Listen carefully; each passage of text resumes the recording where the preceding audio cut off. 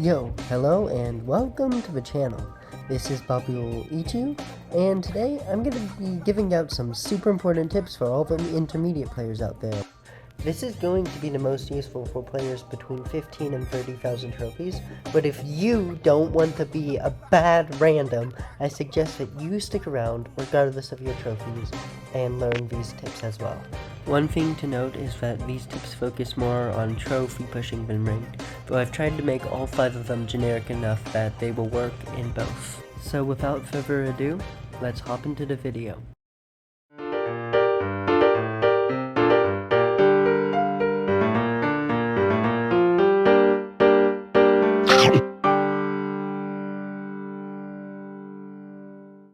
Alright, so the topics I'll be going over today are utilizing walls, dodging patterns, advanced aiming, positioning, map analysis, as well as a bonus tip placed at the very end for the people who watch the entire video. So, let's talk about utilizing walls. I hope you know this by now, but walls aren't placed on maps just to be decorative.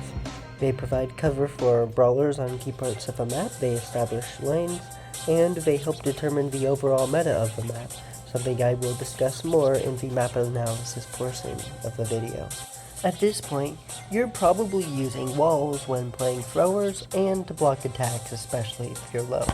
But now it's time to take that to the next level. I'm talking about methods that allow you to hit your opponent and stop your opponent from hitting you. This clip shows off the main technique, which is called wall peeking. I'm much better at wall peeking than my opponent, which allows me, and only me, to deal massive damage here.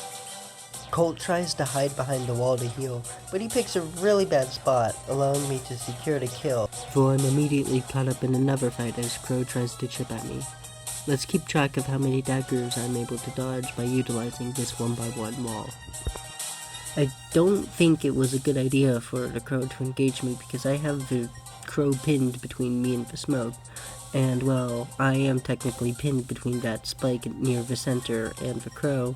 I don't know that at the time, and so the Crow keeps trying to hit me and is barely getting any damage on me, and even with the slow, no damage, I'm at to full health, and now the Crow has nowhere to go, and I can just spam and I get the kill. But, as you see, I come out of this fight at only 1100 HP. If the Crow had hit 2, maybe 3 more daggers, then I would have died, maybe even before the Crow because of how slow the Chester super goes. And here's the third place I used the wall, as the Chester domes me for half my health. I take this time to heal, but I know I need to make a move as the smoke's closing in, and yeah, I win this fight because I'm spamming attack, and my opponent was spamming super. Now that we're done with the example, let's get into the more dense part of the lesson.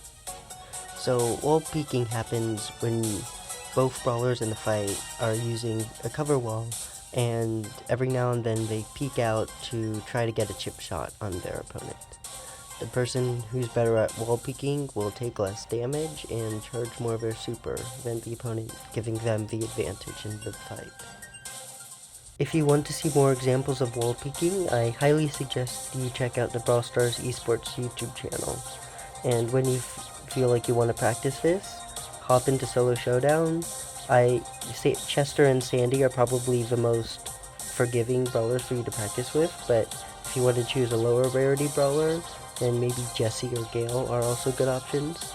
And unlike a lot of the other tips that I'll give in this video, you will start to see results from this practically instantly, as someone who is bad at wall peeking is still infinitely better than someone who doesn't wall peek at all. Another way to take less damage is to make your dodges less predictable. To do this, I'll show you multiple dodging patterns that aim to do just that. The first pattern is called reaction dodging. It's pretty simple to understand. When someone shoots in a direction, you go the other direction. Reaction dodging is, in theory, the best possible dodging pattern, as the only factor that determines if you get hit is your own skill. In reality, brawlers with fast projectile speeds can hit you even if you can predict where the shot is going, and since your dodging will never be truly random, good players will be able to predict where you're trying to go. Nevertheless, all pros use at least a little bit of reaction dodging, as it is the most reliable dodging pattern for skilled players. That being said, there are multiple negatives when it comes to reaction dodging. First, it takes up a lot of your focus, and if you're reaction dodging, you're probably not aiming as well as you should be, or focusing on the rest of the map. Also, because it requires a lot of focus, it is very mentally draining. Reaction dodging's biggest strength may also be its largest weakness. Since it requires a lot of skill to pull off successfully, opponents that have more skill than you will be able to predict where you're going and hit you even if you're trying to dodge. The longer the match drags on, the more information they'll have about how you dodge, and you will find yourself getting hit more and more as the game progresses. Now, if you aren't sweaty enough to use this dodging pattern, or if your Wi-Fi just isn't good enough, I recommend trying out the second dodging pattern. Second dodging pattern is called turnback dodging. In turnback dodging, when you see an attack coming towards you, you immediately do a 180-degree turn. If I see an attack coming towards me while I'm moving to the right, I immediately go left. If I see an attack moving towards me while I'm going to the left, I immediately go right. Eventually, your opponent will start to adjust their aim to account for you turning backwards, and this is where turnback dodging starts to work its magic. You see, when your opponent knows that you will sometimes turn back on attacks, they'll have to guess whether or not you will turn on each individual attack they try to aim. And they're going to guess wrong about 50% of the time, meaning that we have turned one of the most skillful parts of the game into a coin flip. It isn't a pure coin flip, because you can still get out-predicted by your opponent, but nevertheless, you can still make nearly half of their shots miss just by doing a little wiggle. Now that we know how turnback dodging works, I want to go over the pros and cons. First off, turnback dodging is very easy to pick up and has a very high floor, meaning that it is beginner friendly. It is also effective even when playing opponents who are better than you because it takes most of the skill out of dodging. However, this dodging pattern can be auto-aimed on, and it isn't the most consistent dodging pattern at the higher levels. For both dodging patterns, I would recommend practicing them using brawlers with either faster movement speeds or smaller hitboxes. These would be brawlers such as Max, Crow, and Mo. And that's all for dodging patterns. Let's move on to our next lesson. Obviously, even players who have only 5,000 trophies know how to aim. And to tell you the truth, the skill difference between a 20k player and a 40k player in aiming isn't noticeable. Also, aiming is different for each and every brawler in the game, with some brawlers even having multiple aiming patterns. For these reasons, rather than trying to improve your aim, I'm going to try to make you think more about where you aim.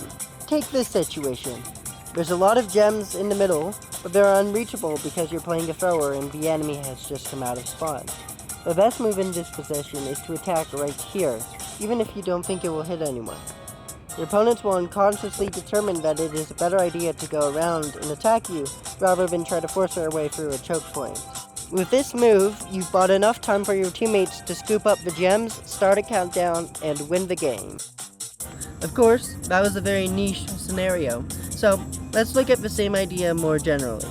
Your opponent always has a direction they want to go in, and usually that direction's pretty obvious. You just look at how they're moving when they're not dodging. If they have a direction they want to go in, they're more likely to dodge in that direction.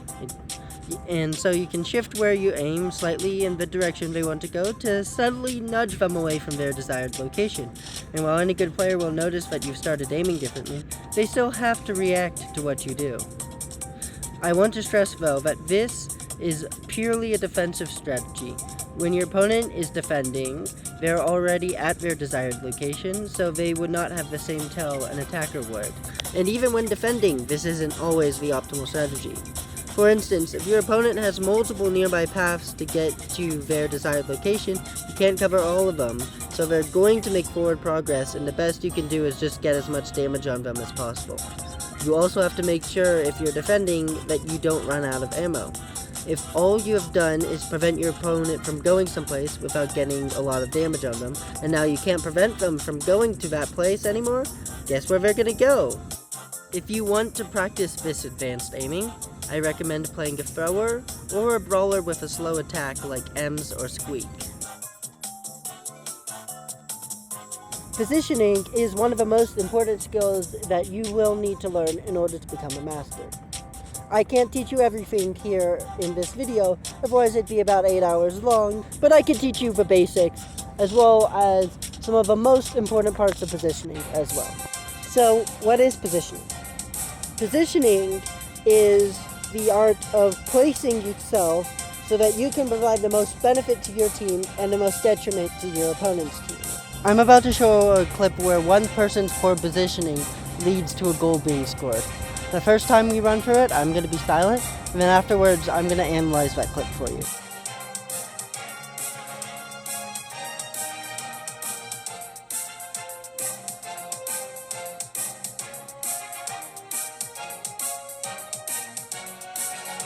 Alright, let's run through this again. The first thing you notice is that Surge pushes up aggressively while Mortis goes around the left side. By this time, the Surge is way out of position and will die from the pinch. But it's not just the Surge that will die. His teammates, the Byron and Max, cannot handle a Daryl and therefore die to the Daryl.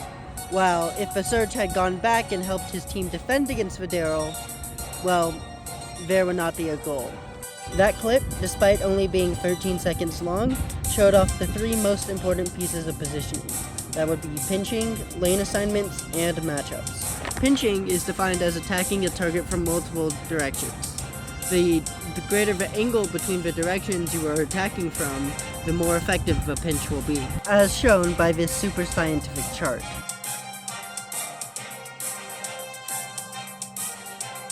Okay, I suck at editing. That's kind of obvious. But I hope you could get the point I was trying to make, which was the larger the angle between the 2 attackers, the less places there are for the person being attacked to run to. This means that a good pinch will usually result in a free kill.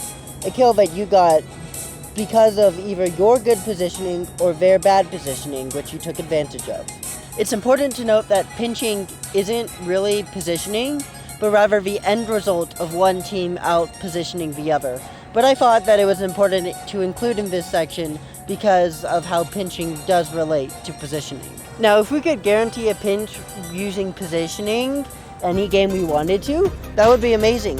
But sometimes your opponents will have more than one brain cell, and that won't be possible. In those cases, there's an easier but riskier way to secure a pinch, and that is to win a 1v1. And this is where I will introduce my second tip for positioning, which is matchups. Look, most of you are probably intermediate level players, and I don't need to tell you that matchups are important. But I don't think you quite understand just exactly how impactful a good matchup can be. In ranked, where you have the ability to counterpick your opponent, you can sometimes pick brawlers that are D tier on that map and mode, but work out because they hard counter just one of the other opponent's brawlers. Like for instance, I have a recent, well it's not recent anymore, short, where I counterpicked an Edgar by playing Shelly in Bounty. I had another game that I wanted to record where I picked Cordelius in Heist, where he's normally terrible, but because Cordelius counters Chuck, he's viable. And because you hard counter a specific brawler, your goal is to just stay on that brawler like you've been glued onto them and try to win that 1v1 every single time, which you can. And if somebody tries to join in on the enemy's team to 2v1 you, well, you now have a 2v1 against the third enemy. And if a second enemy has to come join your 1v1 in order to stabilize it, that's a good thing because that's one less enemy for the rest of your team to deal with. Going back specifically to that Shelly and Bounty game, I believe I went 3-4 in that game, which is not good. But when you compare it to the Edgar, who went 1-7, I think it's pretty easy to say I was successful in my job of hard countering that Edgar. Okay, that was a ranked example where you can choose to counterpick your opponent. But sometimes when you hop into a ladder match, you get dealt a bad hand and you just have to make do with what you can. Say you hop into a battle as Poco. Your teammates are Mortis and Kenji, and your opponents are on Frank, Dynamite, and Sprout. Now, what would be the best matchup for you on Poco in this situation? If I was Poco in this situation, I would try to match up against the Frank. While Poco may do better against Dynamite or Sprout, if I am matched up against the Frank, that leaves my Mortis and Kenji teammates to go ham on Dynamite and Sprout. They'll be eating them for breakfast, lunch, dinner, snack, 11sies. Just whenever they eat, they'll be eating throwers. That's the point I'm trying to make here, okay? Let's think about it a slightly different way. If you switched onto the Dyna and leaving the Mortis to switch onto the Frank, you would do worse against the Dyna than a Mortis would, and the Mortis would do worse against the Frank than a Poco would. So when thinking about what brawler to match up against, it's important not only to think about who you want to face, but if you are matching up against a brawler, what brawlers are you leaving for your teammates to handle? Alright, by now even I'm starting to get sick of hearing myself talk about matchups. So let's move on to the final important tip about positioning, which is lane assignments. Nearly every competitive map has 3 lanes, and in almost every instance, the best and usually the only possible way to set up your team is to have one member go down each lane. Leaving a lane open gives your opponent a pinch for free, which is obviously really bad. In fact, competitive players avoid this so much that they will even contest lanes where one side has an obvious advantage. Take double swoosh for example. The right lane is so weak that you will see in many casual games all 3 players of the team inside their own large grassy area. One player usually positions themselves here, you see a second person position themselves here, but the third person doesn't really have a place to position themselves. What I see in really low trophy games is they go up and try to invade the enemy grass with the person that's already there. In middle trophy games, like 500-ish trophies, I generally see people try to support their teammate in the center to make sure that they stay alive. But what we see in competitive games and in high trophy games is the third player will actually be here, where there actually is a spot for them to position themselves. Amber is often played on double swoosh even when she's not good anywhere else, because Amber has the ability to turn that right lane into a relatively even matchup by burning the patch of grass. This is just one example of how thinking which lane is best for you to go on can help your team improve their positioning. It's important to keep in mind that in most maps, the left and right lanes will be nearly symmetrical, while the center lane will be different from the side lanes. But just because the side lanes are nearly symmetrical doesn't mean that you should treat them as if they were symmetrical. Take Bridge Too Far for an example. While the side lanes appear to be identical at first glance, a closer look reveals that these 2 patches right here are a lot skinnier than the other 2 patches. Because of this slight difference, the right lane has a small advantage over the other team's left lane.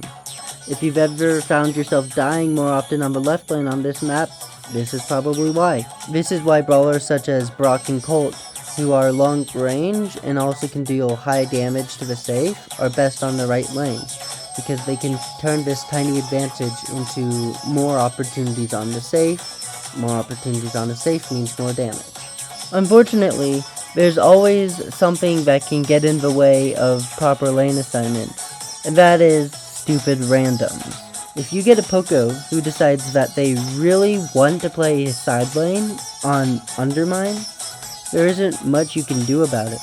As I've already talked about, it's a really bad idea to put 2 people on the same lane. So honestly, the best thing you can do is just wait for that Poco to die, and when the Poco dies, reclaim the lane that you're supposed to have in the first place. And with that, I think it's time to go to the last tip that I'm going to give you all today, map analysis. So my goal with this section is to teach you guys how to measure the pros and cons of each brawler on a specific map, and perhaps get rid of some bad habits that you've developed while doing your own map analysis. Before we get into the more advanced map analysis though, we gotta pin down some of the basics. For instance, what each class of brawler needs in order to perform well on a map. I'm sure you've been told many times by now that sharpshooters rely on an open map, but that's not technically always the case. Sharpshooters, even though they like open maps a lot, they also are fine with vertical walls, as vertical walls constrict the movement of enemies and make it easier for sharpshooters to hit their shots. Throwers love any wall they can get. Horizontal wall, vertical wall, it doesn't really matter. If there's a lot of them on a map, it's probably a good map for throwers. Tanks rely on a lot of bushes and a medium amount of horizontal walls on a map. Why a medium amount? Well, if there's too many walls on a map, then throwers become too good and it becomes too hard for tanks to get close to those throwers. Tank counters rely on a medium amount of bushes, horizontal walls, and vertical walls in order to best counter tanks. If there's too many vertical walls on a map, the tank counters will be countered by sharpshooters. If there's too many horizontal walls on a map, the tank counters will be countered by throwers, and if there's too many bushes, then the tanks will actually be able to outperform tank counters. You might be surprised to hear this, but, when's the last time you've seen a gale on Snake Prairie, for instance? For support brawlers, it kind of depends on the range of the support brawler, as well as which characters are best supported by the support brawler. And for assassins, you want to go on a map that is favorable towards your target. For instance, Gray is an assassin that likes to target throwers. He's best on maps where throwers are inherently good. Now that we've gone over the basics, let's actually get into the meat of the lesson. We'll run through 5 different scenarios where I give you a map and 3 brawlers and ask you to pick which brawler is best for that map. These questions will be asked in order of increasing difficulty, with the last one, in my opinion, being very, very hard. Also, last thing before we get in, I'll be asking what brawler has the best kit for the map, not what brawler is best on the map. This is because sometimes a brawler is good on a map, not because the map suits them, but because they're just strong overall.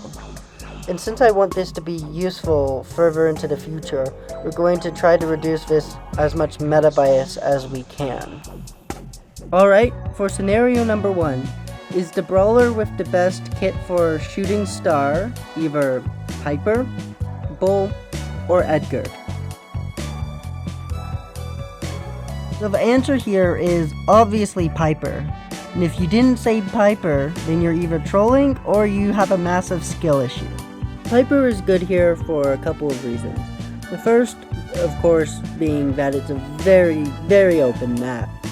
That's also one of the reasons why Bull isn't the best here. There's no bushes for Bull to use to get close to enemies. So why not Edgar? Well, first off, Edgar just sucks in 3v3. And second off, it's like Bull. There's no way for Edgar to get close except for using his super, and he doesn't have a good way of charging his super without getting close, except for his gadget, which runs out. So, if you're my random, just please stop picking Edgar on Shooting Star. Thank you, no thank you. Okay. After talking to my therapist to help relieve some of my stress of idiots picking Edgar, I'm ready to move on to scenario 2. Your options for scenario 2 are Rico, Mandy, and Brock.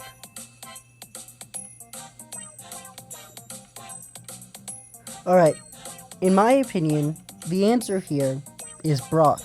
While Mandy might be decent on the center lane, there's nothing to prevent enemies from moving over to the side lanes or hiding out in these little pockets.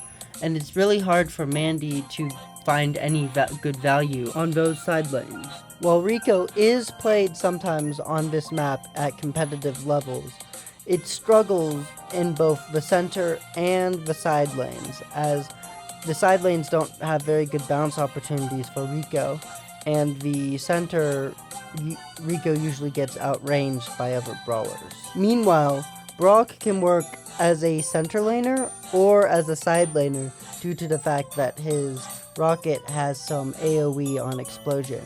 Both gadgets are useful here, as Brock can either decide to break down some of the walls to help some more sharpshooter teammates, or to jump over those walls to get into the pockets or get out of them. Putting this much thought into what brawler you pick for a map will make sure that you won't make wrong choices, even if you don't come out with the best choice for that map.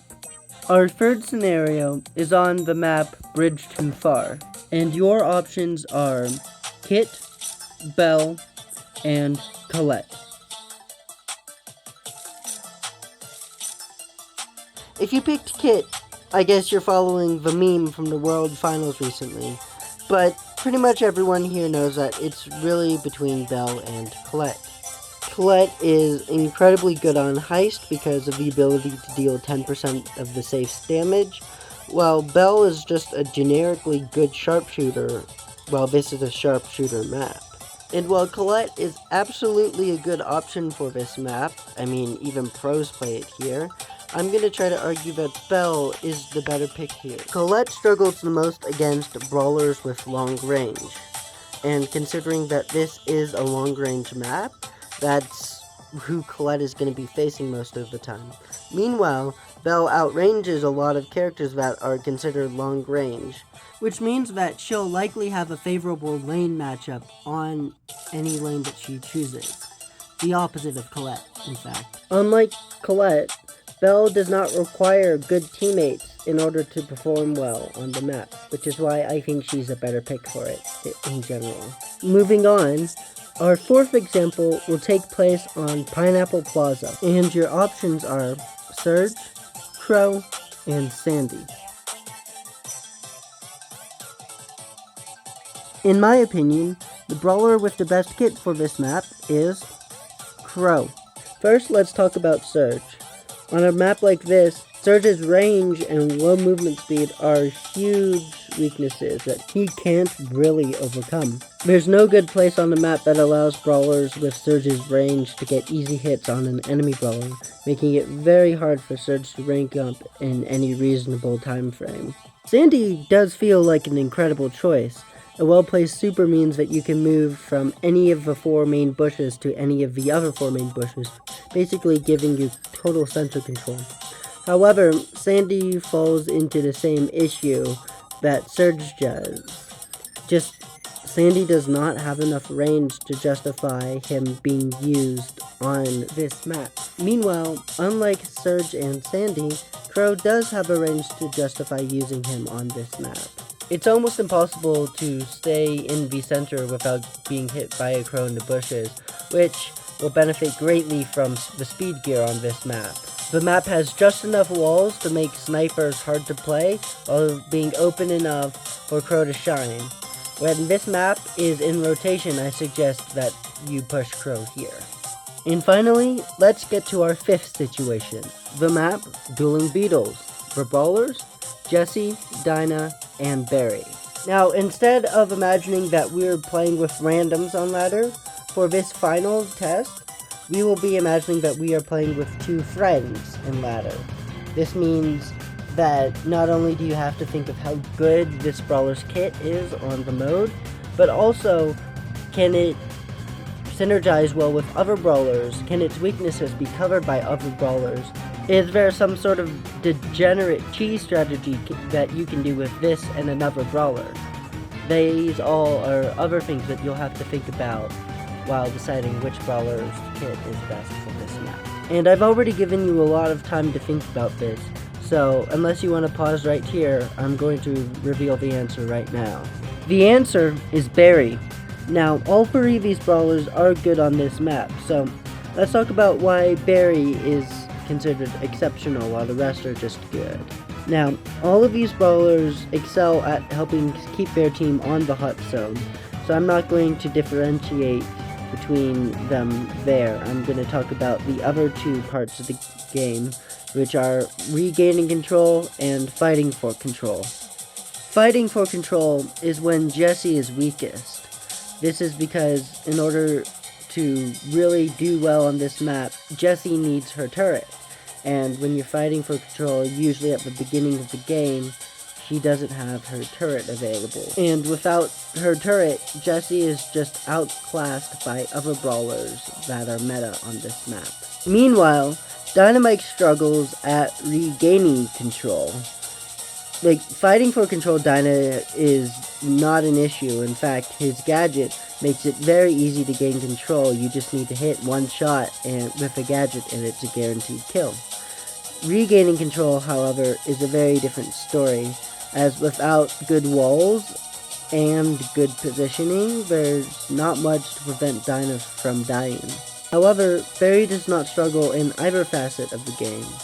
While he's not the star of this show, he provides a lot of value to teammates who are better than him at regaining control or fighting for control. This is the advantage Barry has over the other two options, and why I believe he is the better choice with teammates on this map. So my goal with these examples was to show you that there's a lot that can help you differentiate between two brawlers on a map. This is not the end-all be-all when it comes to map analysis.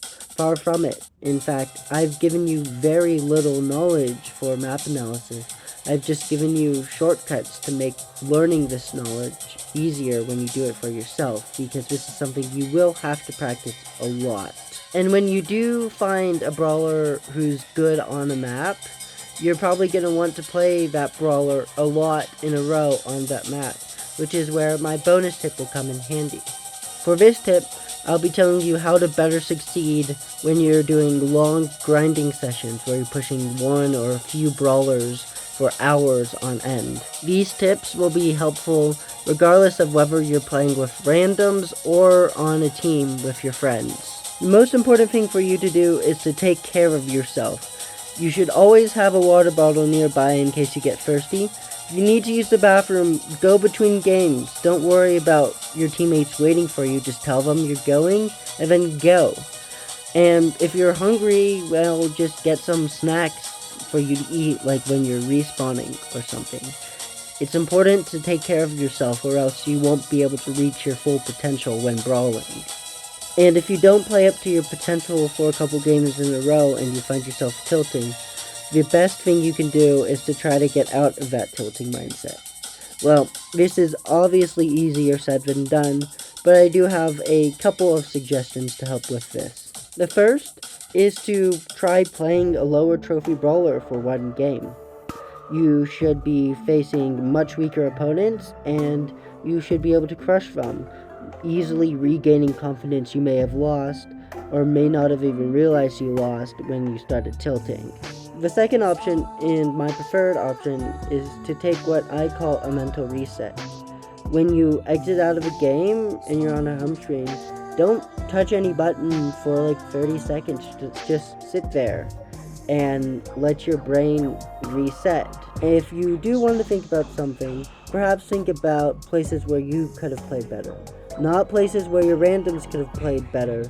That's gonna just get you more tilted, and besides, you can't control your randoms, but you can control yourself. And that's the key to a mental reset. Regaining control over yourself that you may have lost when you started tilting. And that's it for this video. If you liked it, please make sure to give this a like and maybe hit the subscribe button. And if there's a particular skill or trick that you need help understanding or learning, send a comment and I'll make some content just for you on whatever you need. And if you want to get better at the game or just learn funny cheese comps, check out some other videos I have made. And as always, thanks for watching.